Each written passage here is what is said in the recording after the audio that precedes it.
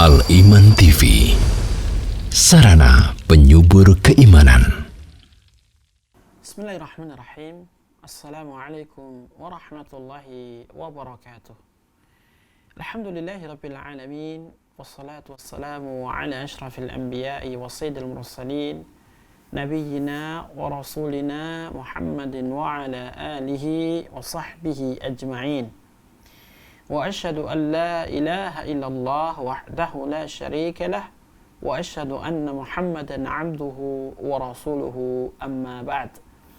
Alhamdulillah, puji syukur kita panjatkan kepada Allah Subhanahu wa taala yang telah memberikan kepada kita nikmat Islam, nikmat iman, nikmat istiqamah di atas ketaatan kepadanya, dan juga nikmat sehat dan kesempatan, yang mana dengan nikmat ini semuanya di siang yang baik ini kita dimudahkan oleh Allah Azza wa Jalla untuk kembali berjumpa, untuk kembali bersua di dalam kajian rutin kita yang membahas masalah akidah yang kita ambil dari kitab Al-Mu'taqad As-Sahih Al-Wajibu ala kulli muslimin i'tiqaduhu, yang merupakan buah karya ilmiah oleh Syekh Dr. Abdul Salam Al-Barajas rahimahullahu ta'ala rahmatan wasi'ah.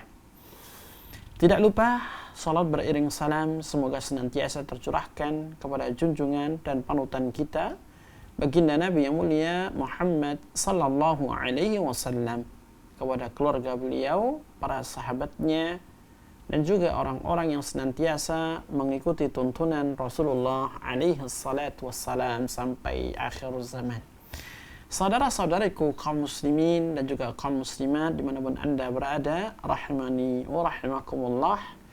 Bahasan kita kali ini adalah lanjutan dari bahasan sebelumnya yang masih erat kaitannya dengan keimanan kepada hari akhir. Dan ini adalah bagian yang kedua, yang mana pada bagian yang pertama, pada pertemuan sebelumnya, kita sampaikan bahwa di antara bentuk keimanan kita kepada hari akhir, yang ini merupakan salah satu rukun iman yang kelima, yakni kita meyakini, membenarkan tanpa ada keraguan sama sekali adanya kebangkitan setelah hancurnya alam semesta ini. Ya, dan sempat kita sampaikan nas-nas syar'i yang melandasi keyakinan dan kebenaran al-ba'ts, yaitu hari kebangkitan, yang mana Allah Subhanahu wa taala setelah menghancurkan seluruh alam semesta ini pada tiupan sangkakala yang pertama, maka tidak ada yang tersisa sama sekali dari makhluk Allah Azza wa Jalla.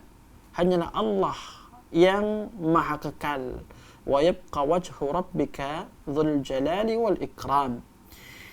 Dan akan kekallah, ya, dan kekallah, ya, wajah Rabbmu yang memiliki kemaha-agungan dan kemuliaan.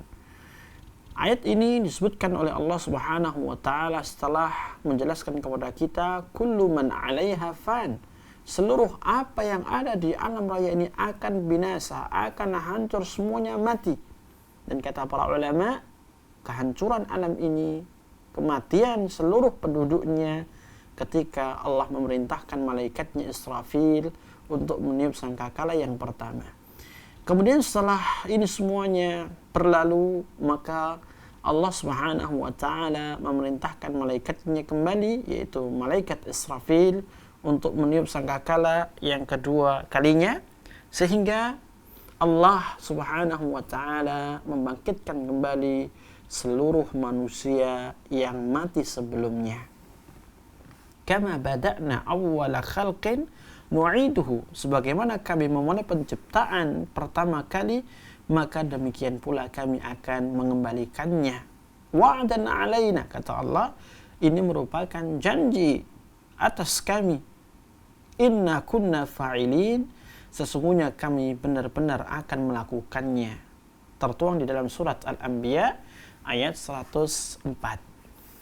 Kemudian pada halaman 47 dijelaskan kepada kita oleh Syekh Dr. Abdul Salam Al-Barajas rahimahullahu ta'ala, di antara bentuk keimanan kita kepada hari akhir adalah kita meyakini adanya lembaran-lembaran catatan amal kita. Adanya lembaran-lembaran catatan amal kita. Dan inilah yang dijelaskan oleh para ulama kita di dalam kitab-kitab akidah, bahwasanya tidak ada seorang pun manusia yang terlahir di dunia ini melainkan semuanya memiliki buku catatan amalnya. Memiliki buku catatan amalnya, yang mana Allah menugaskan malaikatnya untuk selalu mencatat apapun yang ia lakukan, ucapan yang ia katakan, perbuatan yang ia kerjakan, tidak meninggalkan sedikit pun ya dari gerak-gerik ya manusia tersebut. Nah, pada hari kiamat nanti, ketika Allah Subhanahu wa taala sudah membangkitkan seluruh umat manusia tanpa terkecuali, maka Allah Subhanahu wa taala akan membagikan catatan-catatan amal manusia. Catatan amal kita akan dibagikan oleh Allah Azza wa Jalla, sehingga ya dari situ kita mengetahui ya sejauh mana kebaikan yang pernah kita lakukan dan seberapa besar dosa dan kesalahan yang selama ini kita perbuat. Itu semuanya tertulis ya di dalam buku catatan kita. Dikatakan oleh beliau rahimahullahu taala sahaiful a'mal, yaitu lembaran-lembaran catatan amal. Wal imanu bi sahaifil a'mali tu'ta bil yamini aw min wara'i adh-dhuhuri bisyimali. Dan di dalam kita mengimani hari akhir, wajib bagi kita untuk mengimani lembaran-lembaran catatan amal kita yang nantinya akan diberikan dari arah kanan atau nantinya diberikan dari arah kiri ya, dari belakang. Dari arah kiri, dari belakang. Nanti Allah Subhanahu wa taala di dalam membagikan catatan amal kita, pertama dengan cara Allah akan membagikan catatan tersebut dari arah kanan, dari sebelah kanan kita. Atau yang kedua, Allah menyerahkan, membagikan itu semuanya dari arah kiri kita, namun dari belakang kita, ya, dari sebelah kiri, dari belakang kita. Dan kedua-duanya ini memiliki ciri dan tanda. Apabila seorang hamba diberikan buku catatan amalnya, lembaran catatan amalnya dari sebelah kanan, maka pertanda ini adalah hamba yang nantinya mendapatkan kebahagiaan, mendapatkan kesenangan, kegembiraan, dan menjadi penghuni surga. Namun apabila hamba tersebut, hamba ini mendapatkan catatan amalnya dari arah belakang, di sebelah kirinya, maka pertanda hamba ini akan menjadi hamba yang celaka, akan menjadi hamba yang sengsara hidupnya, dan akan dimasukkan ke dalam api neraka. Oleh karena itu, ya, di dalam surat Al-Haqqah dari mulai ayat 19 sampai 37, Allah Subhanahu wa taala mengkhabarkan kepada kita seperti apa sifatnya nanti dibagikan catatan amal kita. Allah Subhanahu wa taala mengatakan, "Fa-amma man utiya kitabahu biyaminih fayaqulu ha'um iqra'u kitabiyah." Adapun orang yang diberikan catatan amalnya dari sebelah kanan, maka hamba ini dia berkata, "Ambillah dan bacalah catatanku ini." Inni dhanantu anni mulaqin hisabiyah. Sesungguhnya saya yakin sekali saya akan menemui hisab pada diriku. Hisab dari amal-amal yang sudah aku kerjakan di waktu di dunia dahulu. Kemudian Allah mengatakan, fahuwa fi 'ishatir radiyah. Maka orang itu, hamba tersebut, berada di dalam kehidupan yang diridhai oleh Allah, kehidupan yang sentosa. Fi jannatin 'aliyah. Hamba yang diberikan catatan amalnya dari sebelah kanannya, maka dia akan berada di dalam surga yang tinggi. Qutufuha daniyah, buah-buahannya amat begitu dekat ketika memetiknya. Kulu washrabu hani'a, makan dan minumlah dengan nyaman, bima aslaftum fil ayyamin khaliyah. Itu semua disebabkan karena apa yang telah kamu lakukan dari amal-amal saleh di hari-hari yang lalu, yakni ketika masih berada di dunia. Pada ayat 19 sampai 24 Allah menggambarkan kepada kita, menjelaskan dan menerangkan sifat hamba yang diberikan kitab amalnya dari sebelah kanan. Apabila ada hamba diberikan buku catatan amalnya dari sebelah kanan, maka ini pertanda hamba ini akan menjadi penghuni surga. Hamba ini meyakini bahwasannya hisab akan Allah tegakkan pada dirinya. Dalam tanda kurung, hisab yang mudah dalam hal ini. Kemudian Allah tempatkan di dalam surga yang tinggi. Allah jadikan mudah di dalam mengambil buah-buahannya surga. Dan Allah berikan kesenangan. Allah menyuruh mereka makan minum sepuasnya dengan senyaman-nyamannya. Karena amal-amal saleh yang dahulu mereka perbuat di dunia. Kemudian pada potongan berikutnya, yang mana di sini Allah akan menjelaskan kepada kita hamba yang diberikan catatan amalnya dari arah belakang di sebelah kirinya. Apa kata Allah? Wa amma man utiya kitabahu bishimalih. Adapun hamba yang nantinya diberikan buku catatan amalnya bishimalih, ya, dari sebelah kiri, Di dalam ayat yang lain, di dalam surat Al-Insyiqaq, Allah Subhanahu wa taala mengatakan, wa amma man utiya kitabahu wara'a dhahrih. Dan adapun hamba yang diberikan buku catatan amalnya dari arah belakang, yang menunjukkan bahwasannya hamba yang diberikan buku catatan dari arah belakang dari sebelah kiri, maka ini menunjukkan hamba yang celaka. Fayaqul ya laitani lam uta kitabiyah. Maka dia mengatakan, ya, ketika mendapati bahwasannya buku catatan amalnya diberikan oleh Allah kepadanya dari arah belakang di sebelah kiri, ya laitani lam uta kitabiyah.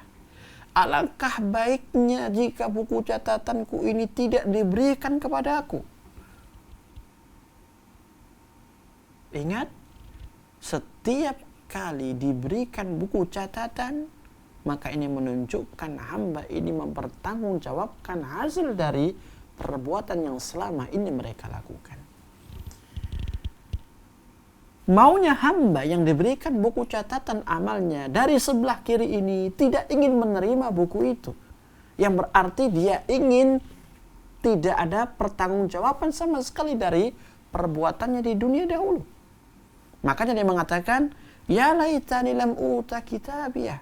Alangkah baiknya apabila tidak diberikan buku catatanku ini, sehingga aku tidak mempertanggungjawabkannya di hadapan Allah. Walam adri ma hisabiyah, dan aku tidak tahu hisab apa yang nantinya aku akan temui. Di dalam ayat yang lain, dalam surat Al-Insyiqaq, Allah menyebutkan, Wa amma man utiya kitabahu wara'a dhahri fasawfa yuhasabu hisaban 'asira. Adapun orang yang diberikan catatan amalnya dari belakang, maka dia akan menemui hisab yang sulit dan sungguh sangat sulit. Berbeda dengan hamba yang diberikan catatan amalnya dari sebelah kanan. Allah mengatakan fa'amma man utiya kitabahu biyamini fasawfa yuhasabu hisaban yasira. Adapun hamba yang diberikan buku catatan amalnya dari sebelah kanan, maka dia nanti akan menemui hisab yang mudah. Hisab yang mudah kata para ulama adalah seorang hamba akan dihadapkan di hadapan Allah Subhanahu wa taala, dan Allah akan mentakrir dia, menanyakan sebagai bentuk penetapan atas perbuatan mereka dahulu di dunia. Tidakkah kalian atau tidakkah kamu melakukan perbuatan ini? Bukankah kamu yang melakukan perbuatan itu? Dan seterusnya. Sampai-sampai dalam hadis yang menjelaskan bagaimana sifat hisab yang mudah itu, ketika hamba tadi sudah tidak bisa mengingkari adanya satu perbuatan yang pernah ia lakukan di dunia. Dari mulai A sampai Z ditanyakan oleh Allah Subhanahu wa taala, dan hamba ini mengakuinya. Iya, saya melakukannya. Iya, saya melakukannya, dan seterusnya. Sampai dia merasa yakin kalau dia ini binasa, maka Allah ketika itu pula mengampuni dan merahmati hamba ini. Sehingga Allah mengampuninya dan memasukkannya ke dalam surga. Dan inilah yang dimaksud dengan hisab yang mudah. Pertanyaan yang hanya ditujukan untuk mengikrarkan dan menetapkan kalau ini adalah pernah ia perbuat di dunia.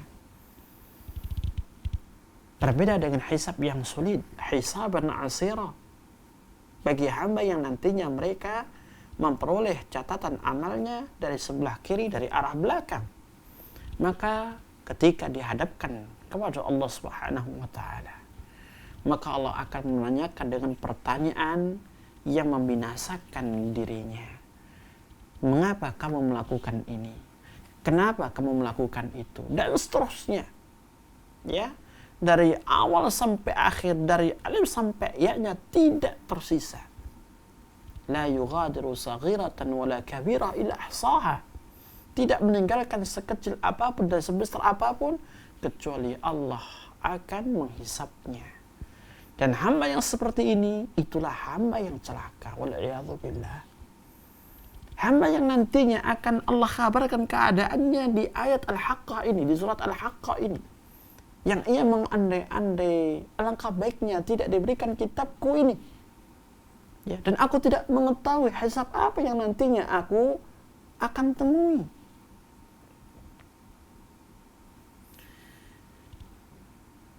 Kemudian dia mengatakan sebagaimana yang Allah sampaikan pada ayat 27, ya laitaha kanatil qadiyah. Hamba yang tadi diberikan catatan amalnya dari sebelah kiri, dari arah belakang, dia mengandai-andaikan kalau seandainya ada kematian, sehingga dengan kematian ini selesai sudah urusan dia. Ya laitaha kanatil qadiyah. Wahai alangkah baiknya apabila kematian itu sebagai pemutus, penentu dari pertanggungjawaban ini. Dan kita tahu pada hari kiamat ketika Allah membangkitkan manusia, maka tidak ada lagi yang namanya kematian. Tidak ada lagi yang namanya kematian, ma'asyiral muslimin. Kematian hanya ada di dunia. Kematian hanya sekali, itu pun di dunia. Setelah datang hari kiamat, Allah bangkitkan seluruh umat manusia, maka tidak ada lagi yang namanya kematian. Sehingga apabila seorang hamba dia mendapatkan azab dari Allah atas perbuatannya dahulu sampai dimasukkan ke dalam neraka, maka dia tidak akan pernah bisa mati. Walaupun disiksa habis-habisan, mati-matian. Makanya di dalam ayat yang lain Allah katakan la yamutu fiha wala yahya. Penghuni neraka itu ketika disiksa oleh Allah, dia tidak akan mati. Karena memang kematian ditiadakan oleh Allah Subhanahu wa taala. Sebesar dan seberat apapun siksaan yang Allah siksakan kepada penghuni neraka, mereka tidak akan pernah bisa mati. Sampai kulitnya menjadi arang, tidak bisa mati. Sampai diminumkannya nanah, air panas, darah, tidak bisa mati. Sampai mereka makan zakum yang merupakan makanan penghuni neraka pun juga tidak bisa mati. Padahal kalau kita melihat hadis-hadis Nabi yang mulia alaihi salatu wassalam terkait dengan sifat buah zakum ini, lau qatarat qatratan ala dari dunya la afsadat ma'ayishan nas, atau kama qala Nabi alaihi salatu wassalam. Kalau setetes zakum ini jatuh ke dunia, niscaya status ini akan bisa merusak seluruh kehidupan manusia yang ada. Fakaifa biman yakunu ta'amah. Lantas bagaimana kondisi orang yang zakum ini menjadi makanannya nanti di neraka? Wala'iyahullah, dunia saja ketika terkena satu tetes zakum bisa hancur. Bagaimana dengan kondisi orang yang menjadikan zakum ini makanannya? Sehancur-hancurnya, namun tidak bisa mati. Ya, tidak bisa mati. La yamutu fiha, tidak akan pernah bisa mati. Wala yahya, dan juga kondisi ahli neraka itu tidak bisa hidup sebagaimana kehidupan normal, nyaman, enak, tidak. Oleh karena itu kita berlindung kepada Allah dari neraka. Dan kita memohon surganya subhanahu wa ta'ala. Kemudian dikatakan pada lanjutan ayat, ma aghna anni maliyah. Ya, sekali-kali tidak berguna dariku harta bendaku. Di sini Allah Subhanahu wa taala mengkabarkan kepada kita kondisi orang yang nantinya menjadi penghuni neraka, kondisi orang yang mendapatkan catatan amalnya dari sebelah kiri, dari arah belakang. Sekalipun dahulu di dunia termasuk orang yang paling kaya raya, memiliki segala-galanya, bisa beli ini, bisa beli itu, bisa begini, bisa begitu, ya, sesuai dengan apa yang ia inginkan, ia bisa beli dengan uangnya. Akan tapi pada hari kiamat, di akhirat kelak, yang namanya harta tidak ada guna dan faedahnya sama sekali. Sekalipun dia memiliki harta sepenuh bumi, tidak akan pernah bisa bermanfaat bagi orang itu. Ma aghna anni maliyah. Tidak berguna, bermanfaat sama sekali hartaku selama ini. Tidak ada faedahnya. Sampai-sampai Allah Subhanahu wa taala menjelaskan, kalau seandainya penghuni neraka ini memiliki harta sepenuh bumi, berapa banyak harta itu, kemudian dipakai untuk menebus siksa yang mereka rasakan, niscaya sekali-kali tidak akan pernah bisa ditebuskan harta itu.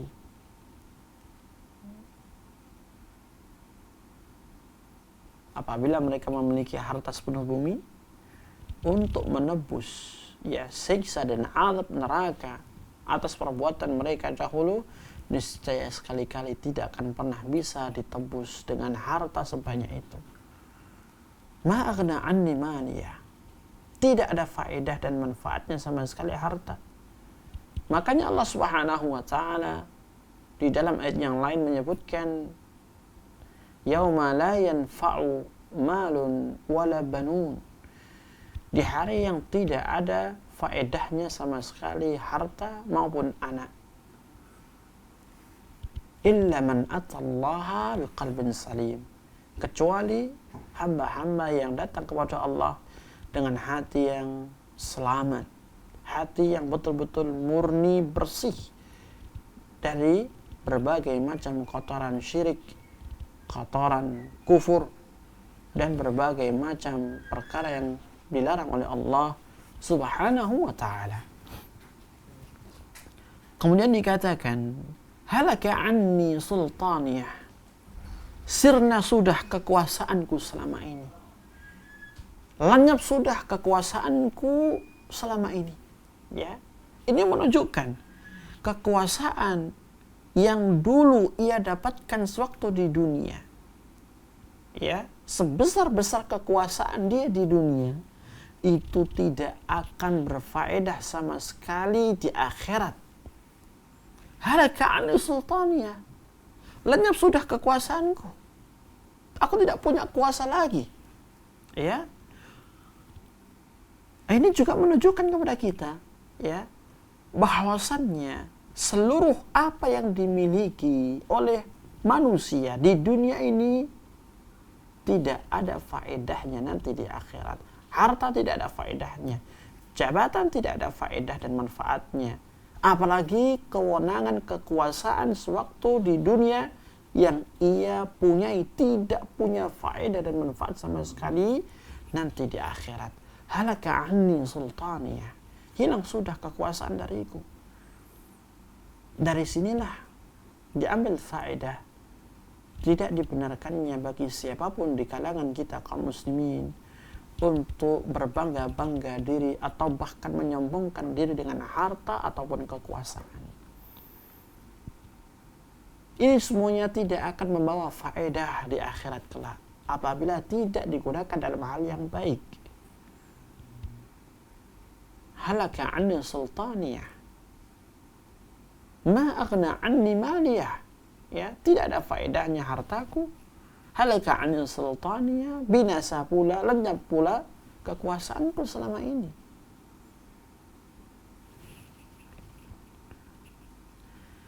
Kemudian Allah mengatakan, khudhuhu faqulluh, ambil hamba ini, kata Allah kepada para malaikatnya, ambil hamba ini yang catatan amalnya tadi dikasihkan dari arah belakang sebelah kirinya, ambil dia dan belenggu dia. Thummal jahim salluh, kemudian kepada neraka jahimlah, ya, masukkan dia ke dalam neraka jahim. Thumma fi silsilatin dhar'uha sab'una dhira'a faslukuh, ya, kemudian, ya, rantailah dia, belitlah badan dia dengan rantai besi yang panjangnya 70 dhira'. Ya, dimasukkan ke dalam neraka dengan keadaan dibelenggu dan dibelit oleh rantai yang panjangnya 70 hasta. Ya, Allah musta'an, wali'iyadhu billah. Satu hasta jika itu adalah setengah meter, maka 70 hasta bisa kita bayangkan berapa meter panjangnya. Apakah dengan kondisi seperti ini manusia bisa bergerak ketika dicampakkan ke dalam neraka yang begitu panas? Bahkan panasnya neraka 70 kali lipat panasnya api dunia. La narukum hadhihi ma yuqidu banu adam juz'un min sab'ina juz'an min nari jahannam, kata Nabi yang mulia alaihi salatu wassalam. Api yang kalian nyalakan ini itu adalah satu bagian dari 70 bagian api neraka. Sampai-sampai para sahabat mengatakan, wa in kanat lakafiyah, wahai Rasulullah, satu bagian ini saja sudah membuat kami ini kepanasan, sudah bisa mampu membinasakan. Bagaimana dengan 70 bagian yang lain? Kemudian Nabi mengatakan alaihi salatu wassalam fima ma'na, fuddilat 'alaiha bitis'ina wa sittina juz'an kulluhunna mithlu harrihinna. Api itu akan Allah lipat gandakan, ya, sebanyak 70 kali lipat, dan masing-masing bagian memiliki derajat yang sama dari sisi panasnya. Tidak bisa kita bayangkan, ya, sepanas-panasnya api dunia yang kita ketahui, besi bisa leleh, rumah bisa kebakar, perusahaan bisa hancur dengan api, apapun bisa hancur dengan api dunia. Itu masih satu bagian. Bagaimana dengan 70 bagian api neraka? Sampai-sampai disebutkan dalam sebuah hadis yang sahih terkait dengan siksa neraka yang paling rendah tingkatannya, yaitu seorang dipakaikan terompah di telapak kakinya dari api neraka, namun otaknya mendidih. Otaknya mendidih. Bisakah kita bayangkan seberapa panas api tersebut? Sampai-sampai dikenakan terompah saja, sandal di telapak kakinya yang terbuat dari api neraka ini, namun otak yang berada di kepala ini mendidih. Ya, mendidih. Nasallallahu salamata wal afiyah. Kemudian Allah katakan, innahu kana la yu'minu billahil azim. Orang yang diberikan catatan amalnya dari sebelah kiri, dari arah belakang, yang nantinya dia mengandai-andai kematian bisa menyelesaikan urusannya, kemudian dia, ya, tidak memiliki kuasa sama sekali, hilang kekuasaannya, lenyap sudah hartanya, dan yang disifatkan oleh Allah Subhanahu wa taala dengan dimasukkannya ke dalam neraka dengan dibelenggu dan dibelit, ya, dengan rantai yang panjangnya 70 hasta. Ini semuanya karena disebabkan innahu kana la yu'minu billahil azim. Karena sesungguhnya dia tidaklah beriman kepada Allah yang Maha Agung. Tidak punya iman di dalam dirinya. Tidak ada iman kepada Allah di dalam hatinya.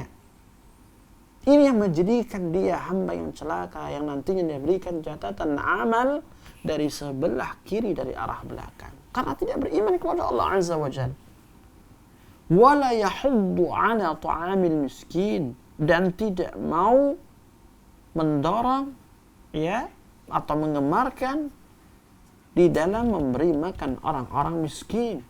Justru lebih cenderung untuk apa? Menyia-nyiakan mereka, menzalimi mereka, merampas mereka. Falaisa lahul yawma hahuna hamim. Kemudian kata Allah, maka pada hari ini sekali-kali tidak ada satupun teman yang nanti bisa menolong dirinya. Wala ta'amun illa min ghislin. Dan tidak ada makanan kecuali berupa nanah dan darah. Wala'iyadzubillah. La ya'kuluhu illa al-khati'un. Dan ini tidaklah dimakan kecuali orang-orang pendosa, orang-orang yang ingkar kufur kepada Allah, yang tidak mau beriman kepadanya Jalla wa'ala.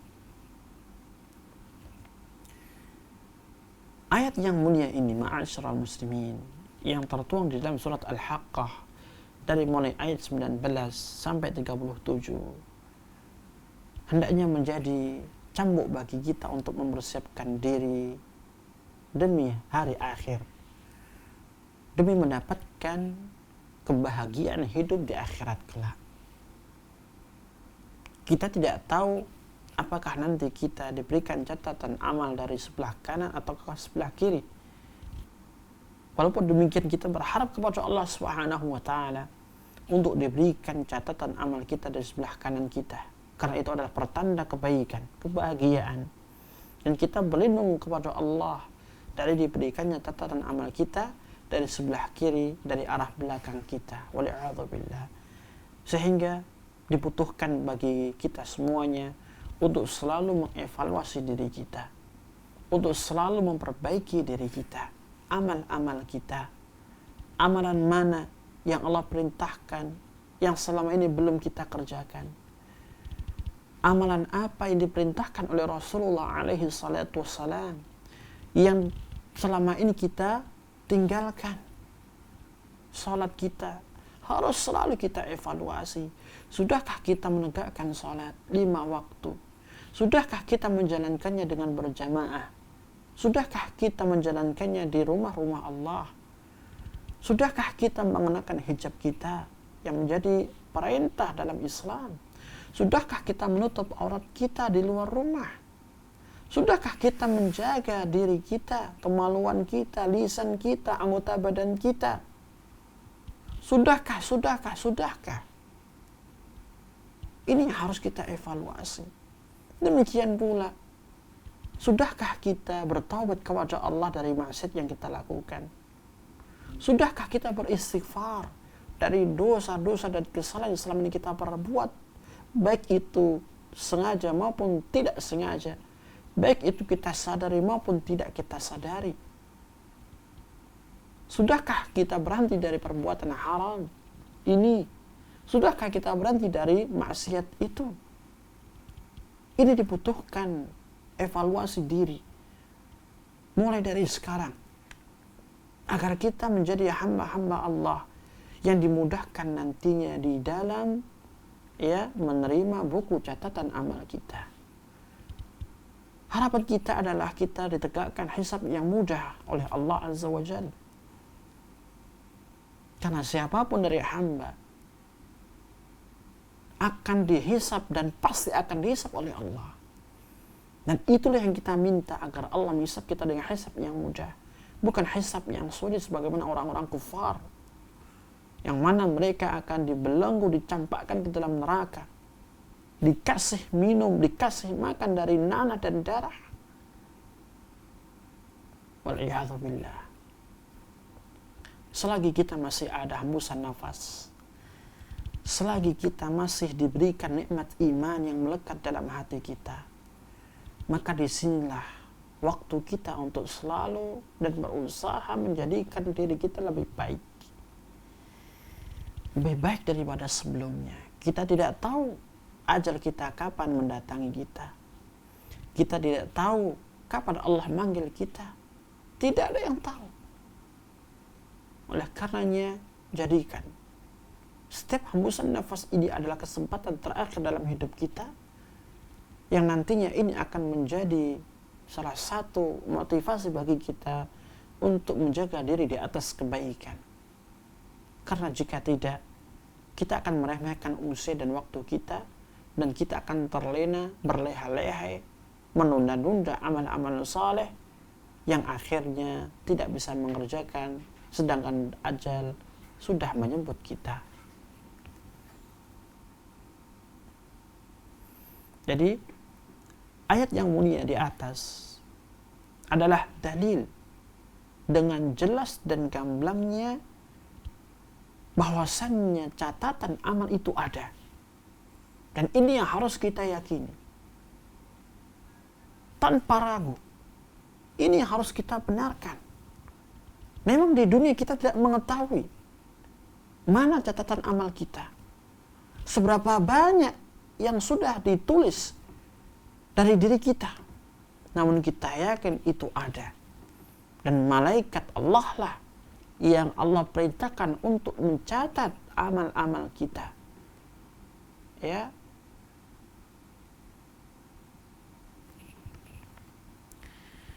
Tidakkah kita ingin catatan amal kita ini terhiasi dengan amal-amal saleh, ucapan-ucapan thayyib, lisan-lisan yang betul-betul mengharapkan ridha Allah Subhanahu wa taala dengan memperbanyak berzikir, baca Quran dan juga yang lainnya? Tidakkah kita ingin catatan amal-amal kita ini mendapatkan nilai yang terbaik dari sisi Allah?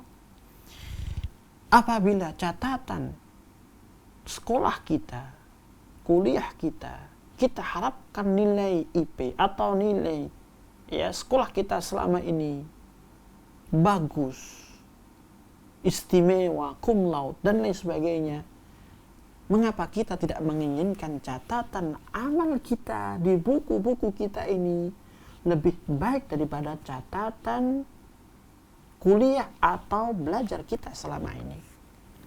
Padahal apabila kita memahami bersama, catatan amal kita jauh lebih penting dan berharga daripada catatan nilai yang kita dapatkan dari proses belajar kita, rapot kita, nilai NEM kita, atau mungkin IP kita. Itu semuanya hanya sebatas untuk mendapatkan pekerjaan atau yang lainnya dalam urusan duniawi.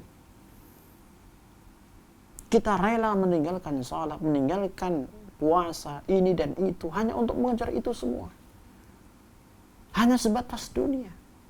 Namun kita lupa dan lalai mengejar kebaikan dan kebagusan, ya, cum laude nilai dari catatan amal buku kita.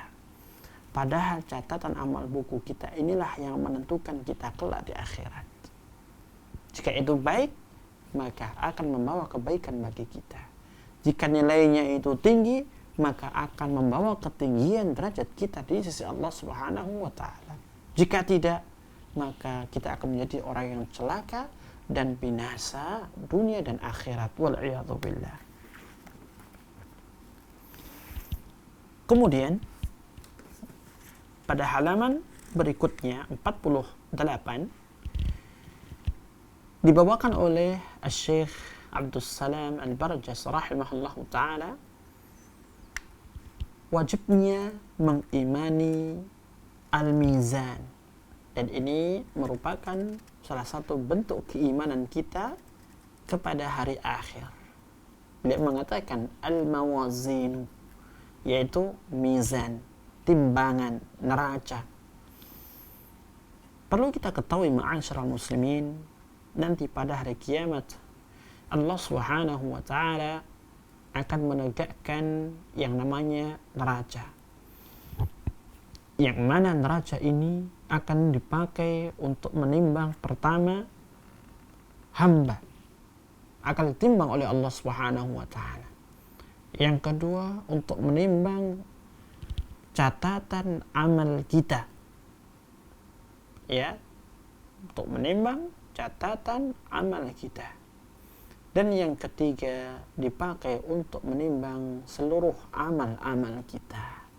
فَأَمَّا مَنْ ثَقُلَتْ مَوَازِينُهُ فَهُوَ فِي عِيشَةٍ رَاضِيَةٍ وَأَمَّا مَنْ خَفَّتْ مَوَازِينُهُ فَأُمُّهُ هَاوِيَةٌ. Adapun orang yang berat timbangan amal kebaikannya, maka dia berada dalam kehidupan yang sentosa. Adapun yang ringan amal kebaikannya, maka dia berada di hawiyah. Wa ma adraka ma hiya narun hamiyah. Apakah kamu tahu apa itu? Ya, ma hiya narun hamiyah, yaitu api neraka yang menyala-nyala, kata Allah Azza wa Jalla. Ada 3 hal yang nantinya ditimbang oleh Allah Subhanahu wa taala. Orangnya, hambanya itu, sebagaimana itu dijelaskan dalam hadis bitaqah, ya. Kemudian juga amal kita dan buku catatan kita, buku catatan kita. Dan itu pun dijelaskan banyak panjang lebar oleh para ulama terkait dengan hadis-hadis Nabi yang mulia alaihi salatu wassalam, yang intinya hadis itu menunjukkan kepada kita bahwasannya ada seorang hamba yang nantinya dia mendapati seluruh catatan amalnya penuh dengan perbuatan maksiat dan dosa. Kelam sudah, hitam catatannya, atau merah bahasa kita, ya, merah semuanya, tidak ada kebaikan sama sekali. Akan tapi kemahaadilan Allah dan kemahatauan Allah Subhanahu wa taala, ada satu kebaikan yang ada di dalam catatan amal hamba ini, yaitu kalimat la ilaha illallah, kalimat tauhid. Tidak ada ilah, tidak ada sesembahan yang berhak diibadahi kecuali hanyalah Allah Azza wa Jalla. maka ditimbanglah antara ucapan, yaitu kalimat tauhid la ilaha illallah, dengan buku catatan amal ini yang penuh dan kelam dengan berbagai macam dosa dan maksiat. Apa yang terjadi? Rajahat kalimatu la ilaha illallah ala hadhihi sijillat. Maka kalimat tauhid la ilaha illallah ini lebih berat dibandingkan dengan seluruh catatan amal dia selama ini. Nah, ini menunjukkan bahwasannya buku catatan ini akan ditimbang oleh Allah Subhanahu wa taala dan menunjukkan keutamaan tauhid. Oleh karena itu, di dalam berdakwah hendaknya kita mengutamakan tauhid, tauhid, tauhid. Mulai hembusan nafas kita pertama sampai hembusan nafas kita terakhir. Dan itulah yang diajarkan oleh Rasulullah SAW dan yang menjadi manhajnya para nabi dan para rasul. Ya, bagaimana kita mendakwakan kepada manusia untuk kembali menghambakan diri hanya kepada Allah Subhanahu wa taala, tidak kepada yang lain. Dikatakan oleh beliau, wal imanu bil mawazin tuda'u yaumal qiyamah fala tuzlamu nafsun syai'ah. Di antara bentuk keimanan kepada hari akhir adalah wajib kita mengimani, membenarkan dan meyakini seyakin-yakinnya tanpa ada keraguan adanya neraca, adanya timbangan yang nanti Allah letakkan pada hari kiamat untuk menimbang hamba, amal perbuatan dan catatan-catatan amal manusia. Fala tudlamu nafsun syai'a, dan tidak akan dizalimi satupun jiwa sedikit pun, kata Allah. Di dalam ayat yang lain atau dalam surat Al-Anbiya ayat 47, Allah mengatakan wa nada'ul mawazina al-qista liyaumil qiyamah fala tudlamu nafsun syai'a, dan kami akan tegakkan apa itu timbangan dengan penuh keadilan pada hari kiamat, dan tidak ada satupun jiwa yang dizalimi sedikit pun. Bisa kita cek nanti di dalam surat Al-Anbiya ayat 47. Kemudian Allah menyebutkan di dalam surat yang lain sebagaimana disampaikan di sini pada surat Al-Mu'minun ayat 102, "Faman thaqulat mawazinuhu faulaika humul muflihun." Faman thaqulat mawazinuhu faulaika humul muflihun.